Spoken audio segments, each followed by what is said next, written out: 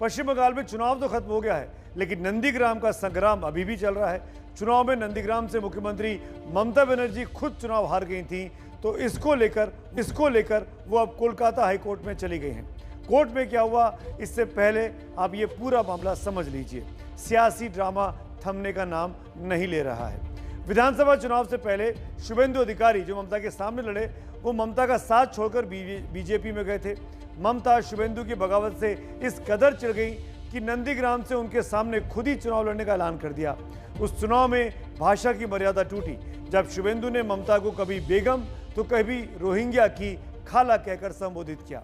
लेकिन ममता भले बंगाल जीत गई, नंदीग्राम में 1956 वोटों से ही शुभेंदु ने ममता को हरा दिया।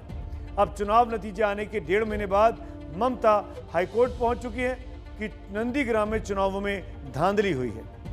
ममता बनर्जी नंदीग्राम के चुनाव के मुद्दे को कोर्ट लेकर पहुंची हैं, तो बीजेपी ने चुनावी हिंसा का मुद्दा सुप्रीम कोर्ट में उठाया है। कहीं घर वापसी है तो कहीं पोस्टर वॉर चल रहा है। कुल मिलाकर लग नहीं रहा कि बंगाल में सियासी जंग थमने भी वाली है, भले ही चुनाव खत्म हो चुके हैं। देखिए मेरे सहयोगी मनोज्ञा लोईवाल की ये खास रिपोर्ट।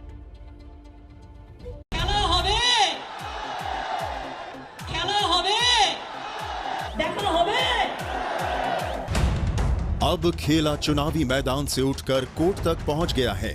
अभी जो चल रहा है वो सर्कस का पार्ट 1 था इलेक्शन के पहले, अभी सेकेंड हाफ चल रहा है सर्कस पार्ट 2 इलेक्शन के बाद। टीएमसी नेता कुणाल घोष की टिप्पणी सिर्फ बंगाल बीजेपी पर नहीं बल्कि पश्चिम बंगाल की राजनीति पर भी ठीक बैठती है। सीएम बनने के बाद भी ममता बनर्जी ने नंदीग्राम की हार को स्वीकारा नहीं है और इसीलिए नंदीग्राम के संग्राम को कलकत्ता हाईकोर्ट में ले गई हैं। नंदीग्राम में हार का सामना करने के बाद मुख्यमंत्री ममता बनर्जी ने कलकत्ता हाईकोर्ट का दरवाजा खटखटाया था, लेकिन अब तृणमूल कांग्रेस ने हाईकोर्ट में जज के किरदार पर ही सवाल उठा दिए हैं। सवाल ये उठाया गया है कि उनकी तस्वीरें बीजेपी नेताओं के साथ थी, ऐसे में न्याय कैसे मिलेगा। टीएमसी ने कौशिक चंदा पर बीजेपी प्रेमी होने का आरोप लगाया है। We have total respect towards our judiciary and this judge also.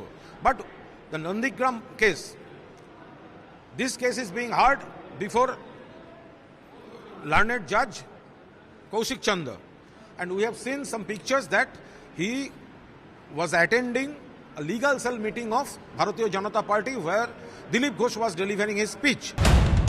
TMC ने जज कौशिक चंदा की तस्वीरें भी जारी की हैं, जिसमें वो मंच पर दिख रहे हैं।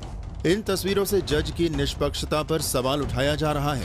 टीएमसी सांसद डेरेक ओब्रायन ने ट्वीट कर दावा किया कि वकील रहते हुए कौशिक चंदा कलकत्ता हाईकोर्ट में बीजेपी की ओर से पेश भी हुए थे। पश्चिम बंगाल चुनावों में ममता बनर्जी की पार्टी टीएमसी चुनाव तो जीत गई, लेकिन ममता खुद नंदीग्राम से 2000 वोट से हार गईं। ममता ने चुनाव में धांधली का आरोप लगाया है। वहीं बीजेपी अदालत में पश्चिम बंगाल चुनाव में हुई हिंसा का मुद्दा उठा रही है। ভালো কথা, যেতেই পারেন কোর্টে, যার পছন্দ হবে না। আমরাও যাচ্ছি অনেকগুলো বিষয় নিয়ে, কারণ অনেক জায়গায় এরকম গন্ডগোল হয়েছে, জোর করে বার করে দেওয়া হয়েছে আমাদের কাউন্টিং এজেন্টদেরকে। আমরা যাব, উনিও ন্যায় চাইতে যেতেই পারেন, সবার অধিকার আছে, সে নিয়ে কিছু বলার নেই। কিন্তু উনি হেরেছেন এটা ঠিক, এবং অন্য জায়গায় দাঁড়াবেন সেটাও ঠিক করে নিয়েছেন।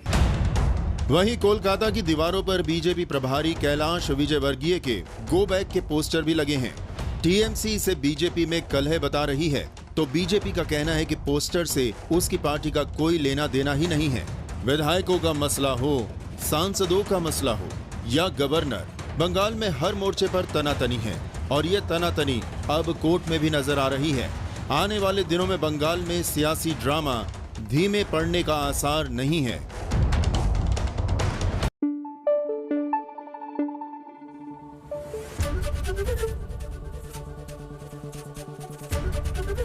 एबीपी न्यूज आपको रखे आगे।